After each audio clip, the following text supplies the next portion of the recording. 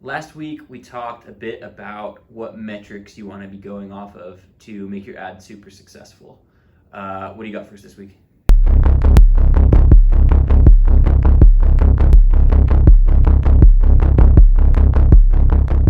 Oh man, we had a good one this week.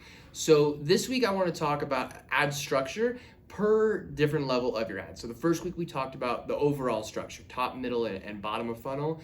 This week I want to dive into the actual top of funnel ads. So top of funnel, if you don't know what that means, that's like your introductory campaign. It's introducing your brand, introducing your product to people, or in other words, your cold audiences, right? So it's people who don't really know who you are, don't know anything about your products.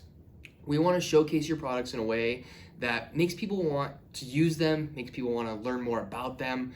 And overall, it makes people want to learn who you are as a brand, right? So some of the ways that we do that are with top of funnel video. So with our content tips, obviously you're going to be learning about video, but ads need video. And the video can be very powerful for your overall advertising structure.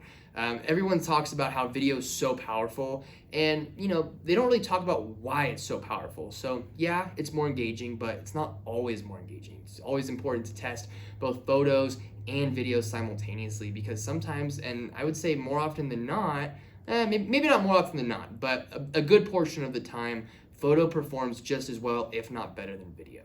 But video is very important, especially at the top of funnel, because it's a great way to introduce your products. It's a great way to show people using your products and show your audiences what it can be like when they use your product, right?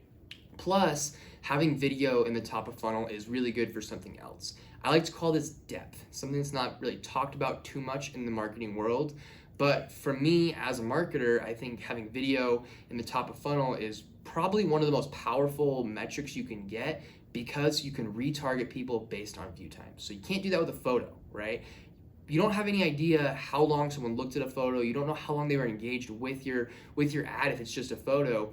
But with a top of funnel video, you're able to open a whole new depth, a whole new audience that you aren't able to do with photos. So top of funnel, it's very important to use these videos very wisely in a way that can show people what it's going to be like when they actually use your product. So for this week, my tip of the week is to use video for your top of funnel. Create videos that show people using your product and can show people why they need to do business with you.